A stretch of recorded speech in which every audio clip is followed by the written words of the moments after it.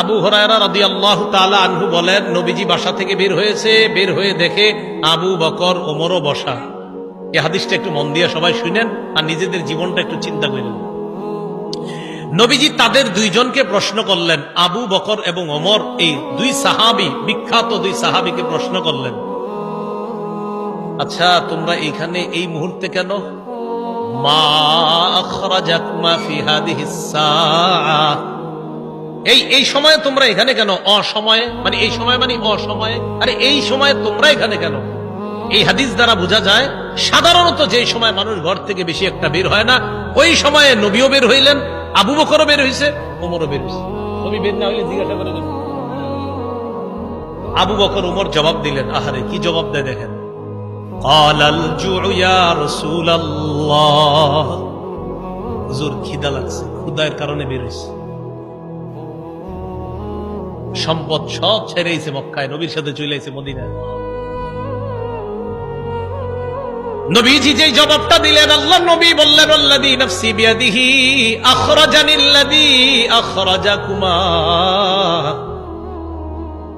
আবু বকর ওমরকে আল্লাহ নবী বলেন, আল্লাহর কসম আবু বকর ওমর, তোমরা যে ক্ষুধার কারণে বের হয়েছ, আমিও ক্ষুধার কারণে বের হইছি।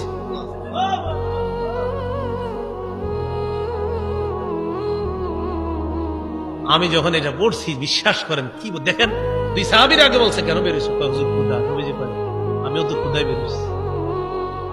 কওমু, চলো আমার সাথে চলো। কামু মাআ, দুই সাহাবী আল্লাহ নবীর সাথে চললেন। ফাআতা রাজুলাম মিনাল আনসার, এক আনসারী সাহাবীর বাড়িতে গেলেন। ফাইদা হুয়া লাইসা ফি বাইতিহি, সাহাবী বাড়িতে নাই। রাআতহুল মারআ, ঘর থেকে আনসারীর বিবি দেখা ফেলছে, সর্বনাশ, আমাদের বাসায় এই তিনজনকে। আল্লাহু আকবার। মহিলা চিনে ফেলছে, ভিতর থেকে বলতেছে, মারহাবা, স্বাগতম স্বাগতম। এমন মেহমান পাইলে কে স্বাগত না জানায়?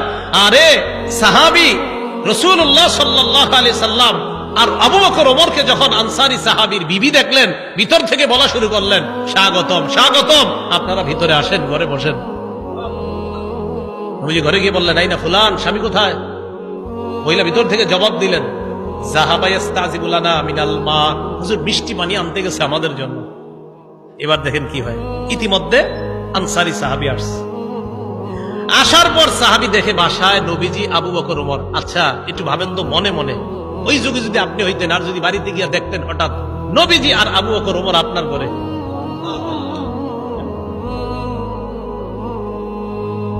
সাহাবী